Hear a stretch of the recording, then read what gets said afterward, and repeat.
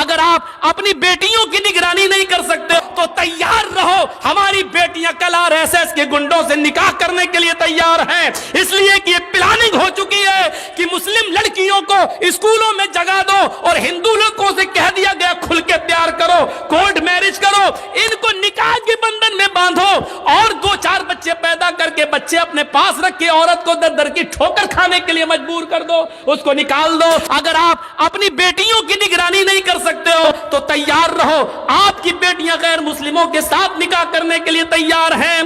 10,000 سے زیادہ ایپلیکیشنیں کورٹ میں موجود ہیں مسلم لڑکیوں کی، جس میں یہ کہا گیا ہے ہمیں اپنی مرضی سے ہندو لڑکوں کے ساتھ نکاح کرنے کے لیے تیار ہیں۔ میرے ماں باپ روکیں گے اس لیے مجھے پولیس پروڈکٹ دیا جائے، پروڈکشن دیا جائے، سرکشا دی جائے۔ میرے ماں باپ کورٹ میرج کے موقع پر میرے لیے رکاوٹ بن سکتے ہیں۔ یہ لڑکیوں نے، مسلم لڑکیوں نے، کالج کی لڑکیوں نے یہ لکھ کر دیا ہے۔ تیار رہیے، اگر آپ اپنی بیٹیوں کے موبائل نہیں چھین سکتے ہو، ان سے سوال جواب نہیں کر سکتے ہو، تو پھر یہ دن دیکھنے کے لیے تیار رہو کہ آپ کی بیٹی مسز ادریس، مسز اسلم نہیں بنے گی، مسز کھنہ بنے گی، مسز رمیش بنے گی، مسز موہن بنے گی، مسز فلاں بنے گی، یہ بنے گی۔ اس کے لیے تیار رہو۔ آپ جو کہنا تھا کہہ دیا، برا لگنا سوابھاوک ہے کیونکہ حق ہے، حق برا لگتا ہی ہے، کڑوی ہے، کڑوی چیز خراب ہوتی ہی ہے، اس لیے میں معافی کا چندہ نہیں مانگوں گا آپ سے۔ سوابھاوک چیز ہے، ہونا ہے۔ آپ نے پوچھا نماز پڑھی کہ نہیں پڑھی، بیٹے سے پوچھا۔ ہمارے نبی نے تو یہ کہا تھا نا جب بچہ 7 سال کا ہو جائے، بچے میں لڑکا لڑکی دونوں شامل ہے، جب بچہ 7 سال کا ہو جائے نماز پڑھنے کا حکم دو، لے کے جاؤ، نہیں پڑھے کوئی بات نہیں، کبھی پڑھے گا کبھی چھوڑے گا، لیکن جب 10 سال کا ہو جائے نماز نہ پڑھے تو اس کو مار مار کے لے جاؤ، مار مار کے نماز کی طرف لے جاؤ، پیٹو۔ 10 سال کے بعد لڑکے کو پیٹنا پڑے گا، نماز کے لیے مارنا پڑے گا، سزا دینا پڑے گی آپ کو اپنے بیٹے کو، کیونکہ وہ 10 سال کا ہو چکا ہے۔ 10 سال کے بعد باپ کی ذمہ داری بنتی ہے کہ وہ اپنے بیٹے کو نماز نہ پڑھنے پر مارے، پیٹے اور پھر مسجد میں لے جائے۔ آپ نے کیا ایسا؟ موبائل چلانے کی کھلی اجازت، چلاؤ اور بگڑو۔ قاضی شریح نے جو فیصلہ کیا اس فیصلے کو دیکھیے۔ حضرت عمر فاروق جب فجر کی نماز پڑھانے کے لیے کھڑے ہوئے تو ابو لولو نے، فیروز نامی آدمی نے، کسی بات پر وہ حضرت عمر سے ناراض تھا، اس نے خنجر میں زہر بجھا لیا تھا اور چھپ کر بیٹھا ہوا تھا ممبر کے پاس۔ حضرت عمر نے جو ہی کہا اللہ اکبر، فوراً اس نے خنجر مار دیا۔ حضرت عمر فاروق کے پیٹ میں وہ خنجر لگتا ہے، اس نے نکالا تو پیٹ تھوڑا سا پھٹ جاتا ہے، ناف سے لے کر جہاں شرمگاہ ہوتی ہے یہاں تک، جب اس نے خنجر نکالا تو یہاں تک پیٹ پھٹ گیا، یہاں تک خون کا دھارا بہنے لگا۔ نمازیوں نے ابو لولو کو پکڑنا چاہا لیکن وہ بھاگنے لگا۔ ایک صحابی نے اپنی چادر اس کے اوپر پھینکی جس سے اس کا پیر الجھ گیا، وہ گر گیا۔ جب اس نے دیکھا کہ اب میں پکڑا جاؤں گا اور بچوں گا نہیں تو اس نے وہی زہر آلود خنجر اپنے پیٹ میں مار کر خودکشی کر لی اور مر گیا۔ لیکن حضرت عمر فاروق کو جب ہوش آیا تو ان کو دودھ پلایا جا رہا تھا، دودھ وہ منہ سے پیتے تھے، پیٹ سے باہر نکل جاتا تھا۔ شہد پلایا گیا تو شہد پیٹ سے باہر نکل گیا۔ جو چیز کھلائی اور پلائی جا رہی ہے وہ منہ سے تو کھلاتے تھے لیکن پیٹ سے باہر نکل جاتی تھی۔ اس حال میں کسی نے کہہ دیا امیر المومنین اب آپ فجر کی نماز کیسے پڑھیں گے؟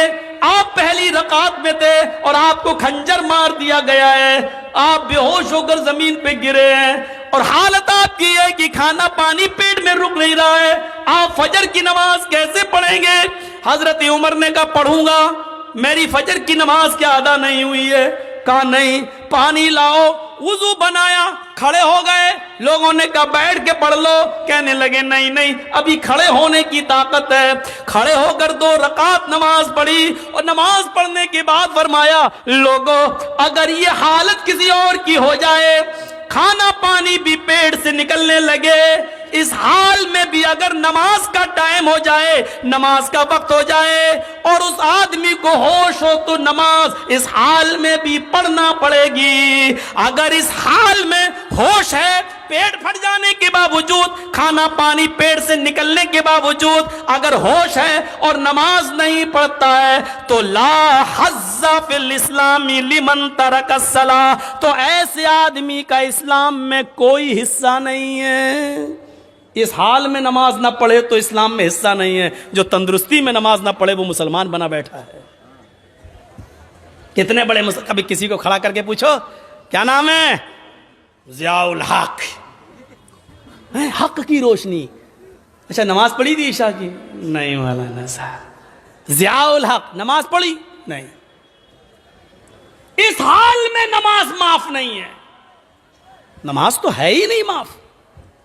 جرجی صاحب کو مودی کی یوگی کی کچھ گنڈے پکڑ لیں، کرسی پہ لے کے ہاتھ پیر باندھ دیں، اسی بیچ اذان کی آواز آ رہی ہو اللہ اکبر اللہ اکبر، جرجی صاحب ایک بار کہیں گے صاحب لنچنگ کرنے والوں مجھے مار رہے ہو مار دینا، لیکن مجھے 2 رکعت نماز پڑھ لینے دو۔ چھوڑتے ہیں تو ٹھیک، نہیں چھوڑتے ہیں تو کرسی پر بندے بندے ہمیں نماز پڑھنا پڑے گی۔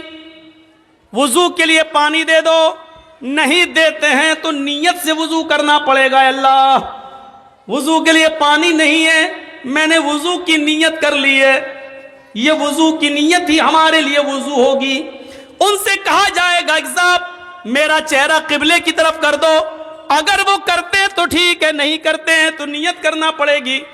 ہاں میرا چہرہ کھلا ہوتا تو قبلے کی طرف کرتا، لیکن میں بندھا ہوا ہوں اس لیے میں اسی طرف رک کر کے نماز پڑھ رہا ہوں۔ آئے اللہ تو کسی قبلے کا محتاج تو نہیں ہے، تو میری دل کی نیت اچھی طریقے سے جانتا ہے۔ لیس البر ان تولوا وجوہکم قبل المشرق مغرب، یہ آیت آپ کے ذہن میں آنی چاہیے، لیکن نماز اس وقت بھی پڑھنا پڑے گی۔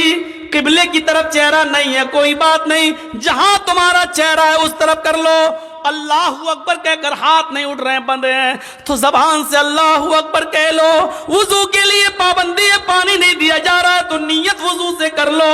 چہرہ قبلے کی طرف نہیں کرنے دیا جا رہا تو جہاں چہرہ وہیں کر لو، اور الفاظ ادا کرتے رہو، لیکن نماز اس حال میں بھی پڑھنا پڑے گی جبکہ معلوم ہے کہ موت ہمارے سر پہ منڈلا رہی ہے، لیکن اس حال میں بھی نماز تمہارے اوپر معاف نہیں ہے۔ نماز کا وقت ہو گیا ہے، آپ کو اس حال میں نماز پڑھنا پڑے گی۔